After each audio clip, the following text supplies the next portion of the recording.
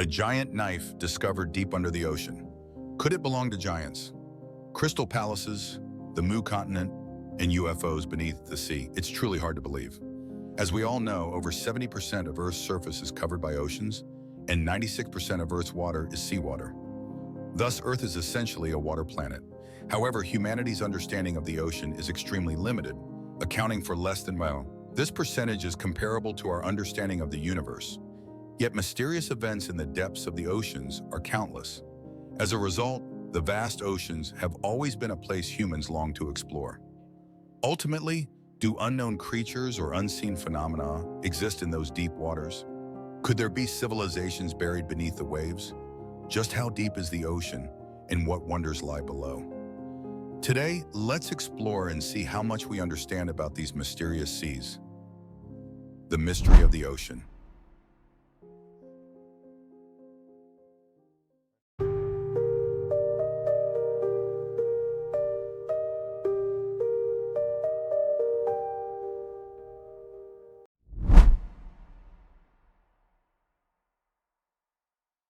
Hello, everyone. We are Hidden Archive. At the end of the last century, a legend among fishermen in Shanghai, Hainan, China, told of a crystal palace beneath the sea near Chongzhou Bay. Some locals, skilled in navigating seawater, dove into the ocean to investigate. What they discovered was astonishing. Indeed, beneath these waters lies a vast number of ancient villages filled with signs of human life. These fishermen observed that outside the underwater villages, there were shrines, statues, and symbolic carvings. At the center of the village stood an impressive ancestral hall, adorned with a horizontal plaque above its entrance. Guarding its doors were two stone lions. They also spotted a stone mill for grinding tofu, shrines dedicated to sea gods, and walls decorated with ancient carvings. Even the homes of poorer villagers and the boundaries between lands were neatly organized and clearly visible. The discovery of this underwater village quickly drew the attention of experts. Based on research, it was determined that this village dated back to the late Ming Dynasty, roughly 400 years ago, during the declining reign of Emperor Wanli. Around that time, Fujian and Hainan experienced consecutive magnitude 8 earthquakes. These earthquakes miraculously caused 72 villages around Chongzhou Bay to sink swiftly beneath the sea.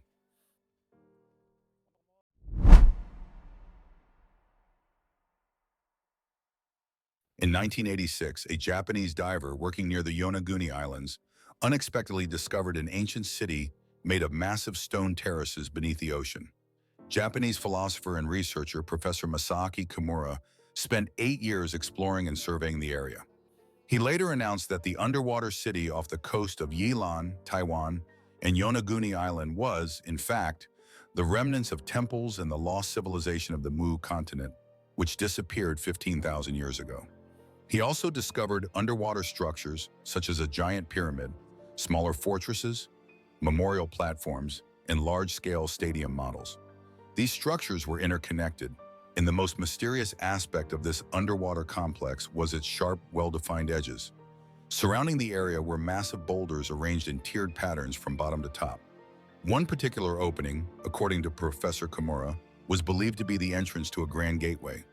Inside the gateway, there were stacked stone slabs that appeared to seal the passage, as though the path had been deliberately blocked. A large triangular stone coexists with a giant mythical turtle lying here. There is also a large entrance. Professor Kimura speculates that ancient people might have entered through this spot to perform some kind of ritual. What intrigued Professor Kimura the most was a giant rock that strikingly resembled a human face. This new discovery aligns perfectly with the hypothesis of the Mu civilization proposed by British scholar James Churchward. Churchward suggested that during prehistoric times, 15,000 years ago, the current Western Pacific region, including Japan, the Ryukyu Kingdom, and Taiwan, was part of a massive Mu continent. Its area was even larger than South America. Prehistoric humans supposedly developed a highly advanced ancient civilization on this continent. However, due to a series of earthquakes, it sank to the ocean floor in just one night.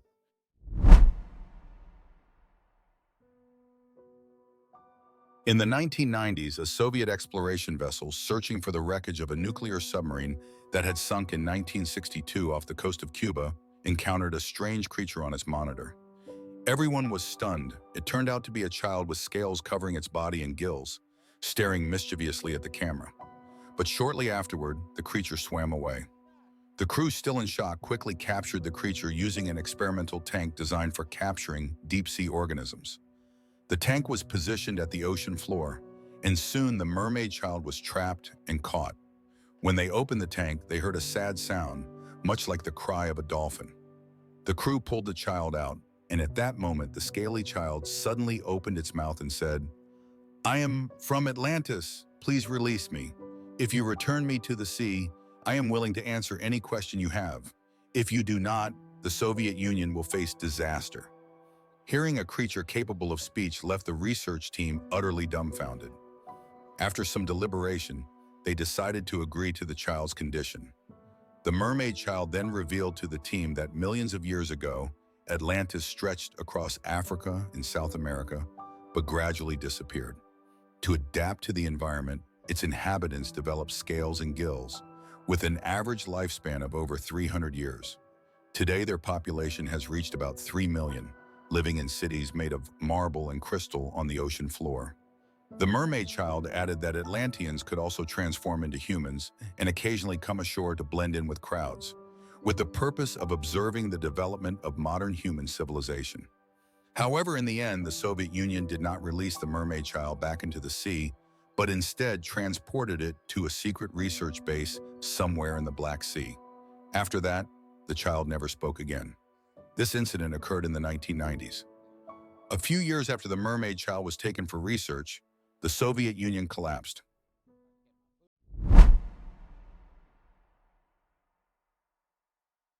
In 1961, during the height of the Cold War, a Soviet 627-class nuclear attack submarine was on a mission deep beneath the Baltic Sea. This was one of the Soviet Union's first nuclear-powered submarines, a new technology that even the United States was unaware of at the time. During the mission, the submarine's sonar system detected 6 unidentified submerged objects, USOs, approaching in a triangular formation at an astonishing speed. None of the naval officers on board had ever seen such underwater phenomena before. The submarine commander ordered a reduction in speed to avoid a collision. Strangely, the 6 heavy objects also slowed down simultaneously, as if they sensed the potential danger. The commander then ordered the submarine to surface immediately. However, after the submarine surfaced, the 6 unidentified objects also rose to the surface simultaneously and, with incredible speed, shot into the sky and disappeared. A group of Soviet researchers speculated that these 6 unidentified objects could move both underwater and in the air at extremely high speeds, a technology far beyond human capabilities at that time.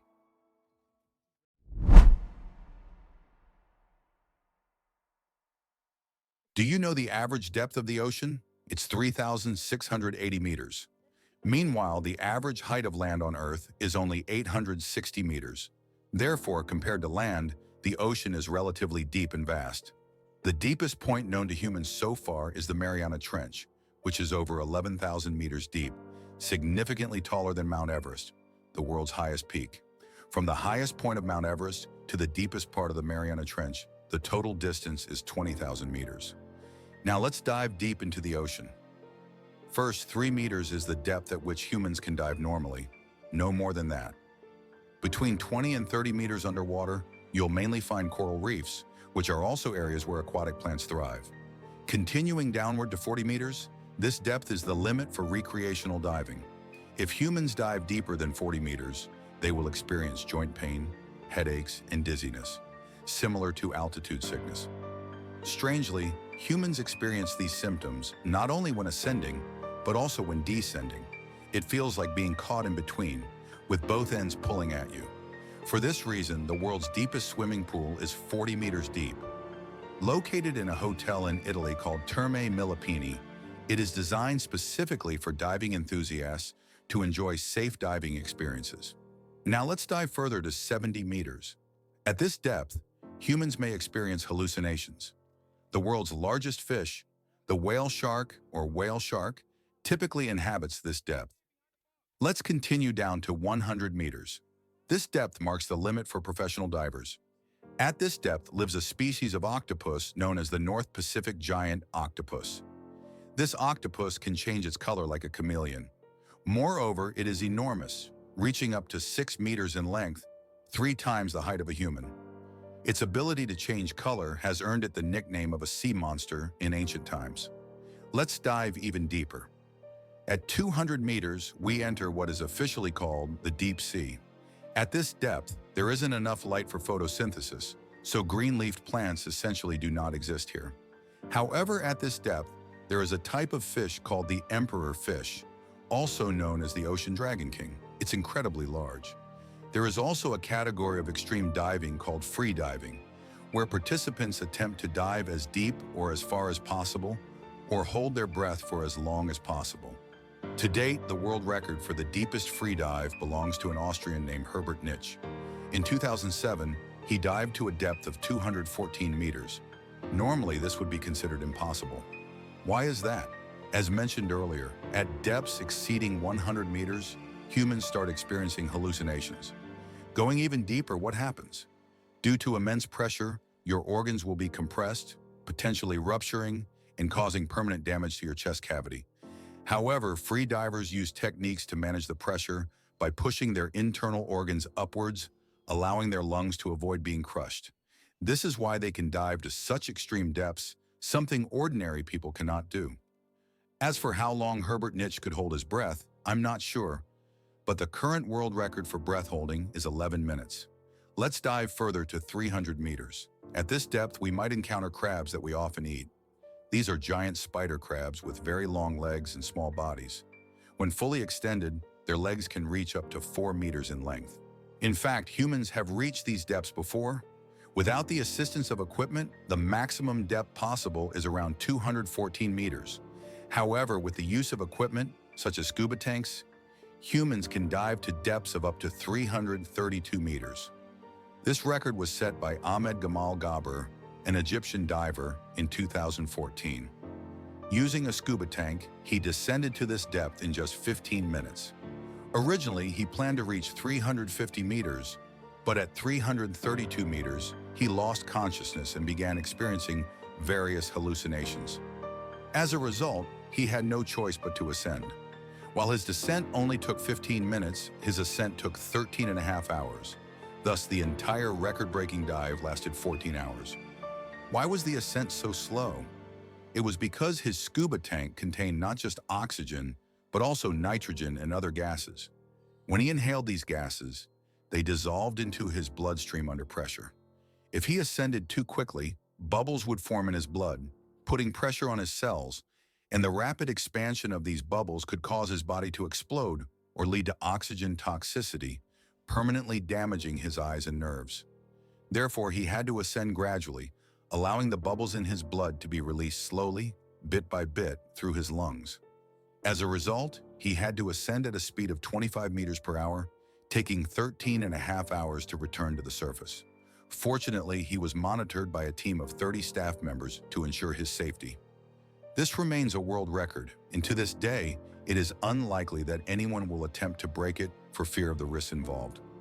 Speaking of submarines, the average depth they can operate at is typically around 300 to 500 meters. Now let's dive deeper to 500 meters. At this depth, it is no longer the realm of humans. The areas above are still human-dominated, but at this point, we have entered the world of marine animals. The blue whale, the largest animal in the world, reaches its maximum depth at 500 meters. Not only is the blue whale massive in size, but its call is also incredibly loud, reaching up to 188 decibels underwater, louder than the sound of a fighter jet. Moreover, its call can travel as far as 1,600 kilometers, allowing it to communicate with others of its kind across vast distances. Surprisingly, another creature that can dive to this depth is the emperor penguin, the largest species of penguin. Emperor penguins can easily dive beyond 500 meters and swim freely at this depth for up to 10 minutes. They are the most pressure-resistant birds, and this depth is roughly equivalent to the height of the Taipei 101 building. Let's continue to dive deeper, to 600 meters. At this depth, you'll find a fish called the barrel-eye fish. This fish is transparent, with 2 spherical eyes that always point upward. They cannot look forward, only upward. This suggests that the species does not need to look downward at all. The barrelly fish is impossible to catch because it will explode when captured. Now let's descend further to 700 meters. At 700 meters, giant eels reside. Although many people associate eels with freshwater lakes, half of their lives are spent in the ocean. When they are ready to lay eggs, they swim to freshwater lakes and are often caught by humans. At 900 meters, we reach the habitat of giant squids, which can grow to be several meters long. These giant squids are extremely rare, but there are likely many of them. Since humans seldom venture to such depths, they are rarely observed, making it difficult to accurately determine their population. Soon, we'll discuss something that connects to the topic of the number of giant squids. Let's continue diving down to 1,000 meters. At this depth, we enter what is known as the dark deep sea zone. In this region, there is no light at all, complete darkness. Furthermore, the number of living creatures here is very sparse. At 1,300 meters, there is one of the largest marine creatures, known as the leatherback sea turtle, which inhabits this zone. This species has a soft shell and comes ashore to lay its eggs before returning to such great depths. Additionally, at this depth, there exists a terrifying shark species known as the goblin shark. Its appearance resembles that of a space monster, hence its name. Its most unique feature is that its mouth and jaw are detached. When feeding, its mouth opens and its teeth protrude outward to catch prey before retracting, just like a space creature. At 1,700 meters, there's something incredibly adorable. A southern elephant seal, the largest species of seal. These seals have large noses and can dive to depths of 1,700 meters.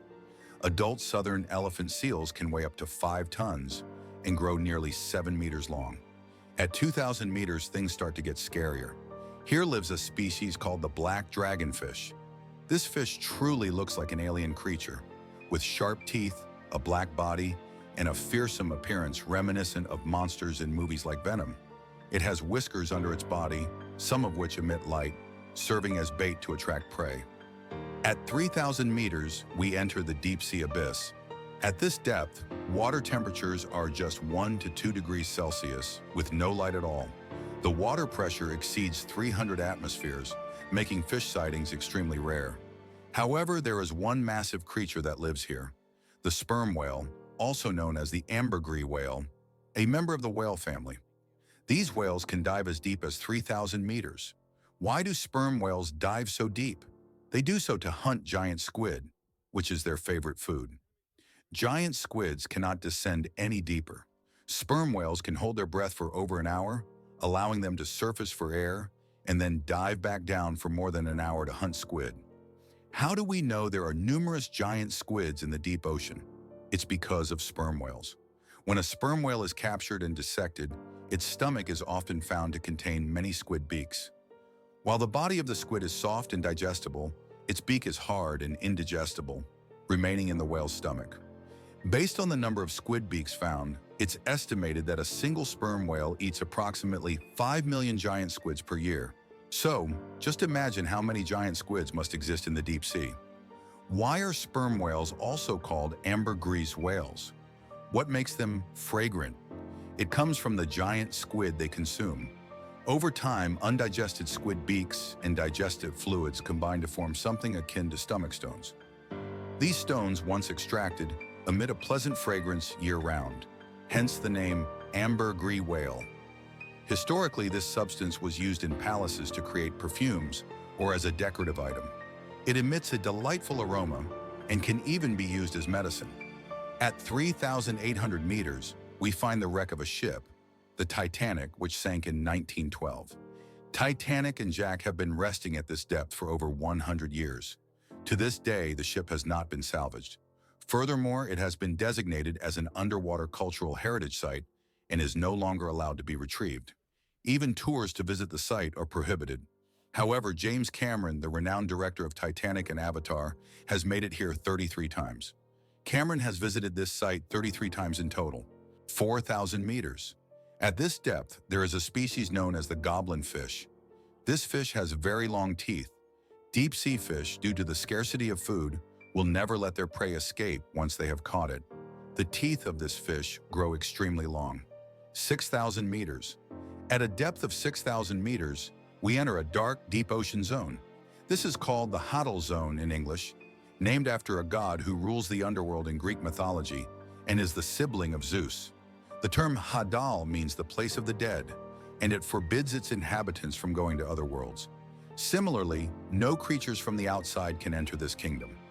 This concept can also be applied to ocean life. Due to the pressure, each species can only adapt to a specific environment, and crossing that limit would lead to serious disruptions and death. We continue diving to 8,178 meters.